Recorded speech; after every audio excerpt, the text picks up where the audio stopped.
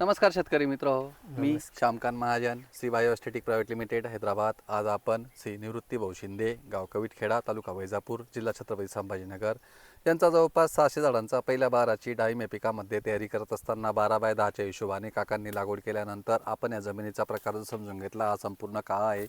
24 जानेवारी 2026च्या हिशोबाने आपण या बागेला पहिलं पाणी दिल्यानंतर आज या बागेला जवळपास 50-52 दिवस पूर्ण झालेला हा प्लॉट आहे. हा प्लॉट जवळपास 60 ते 70% सेटिंगमध्ये गेलेला आहे आणि मागील एक 55 ते 60 दिवसापासून आपण श्री बायोच्या माध्यमातून वेगवेगळ्या उत्पादनांचा वापर हा केलेला आहे. त्यामध्ये खास करून क्रिया पावडर, इंडी रूट्स आणि स्प्रेच्या माध्यमातून C909 न्यूट्रिक्सेड, MSK, सी प्लॅटिनो, बास्कॉन, फ्लोझो, ट्रायकिंग अशा विविध उत्पादनांचा बायोलॉजिकल, ऑर्गॅनिक्स आणि इनऑर्गॅनिकच्या माध्यमातून वापर करण्यात आलेला आहे. आज या प्लॉटची जर आपण या झाडाची जर सेटिंग समजून घेतली तर ही जवळपास 50, 55, 60, 70च्या आसपास गेलेली आहे आणि जवळपास 60% संपूर्ण सेटिंग झाली आहे. म्हटल्यावरती या झाडावरती जवळपास आपली 100 ते 125 सेटिंग ही पूर्ण होईल. झाड हे जवळपास 19 ते 20 महिन्याचं पूर्ण आहे.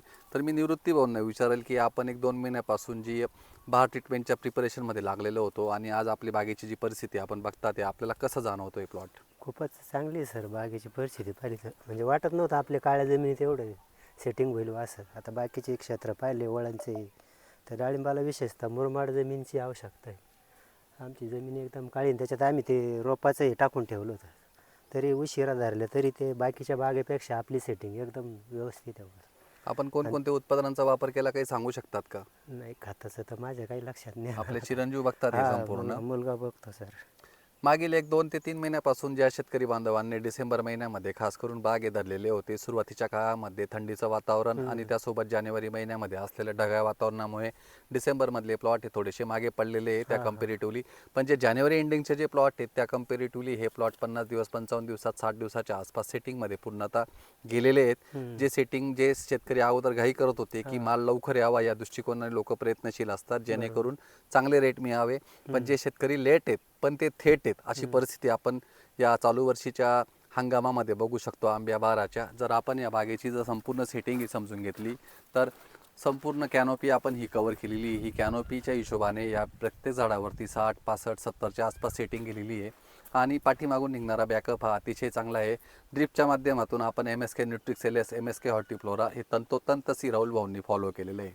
तर मी डाळिंब उत्पादकांना खास करून सूचित करेल की आत्ता जवळपास आपण 60 ते 80% प्लॉट हे सेटिंगमध्ये गेलेले आहेत आणि सेटिंग झाल्यानंतर आत्ता आपण लिंबू स्टेजमध्ये आहेत आणि ज्या शेतकरी बांधवांचं पाणी हे मोठ्या प्रमाणामध्ये चालू होतं आणि ढगाळ वातावरण असेल किंवा पाऊस पडला असेल किंवा हरभऱ्यासारखी गार पडलेली असेल अशा ठिकाणी पाणी व्यवस्थापन करणं गरजेचं आहे.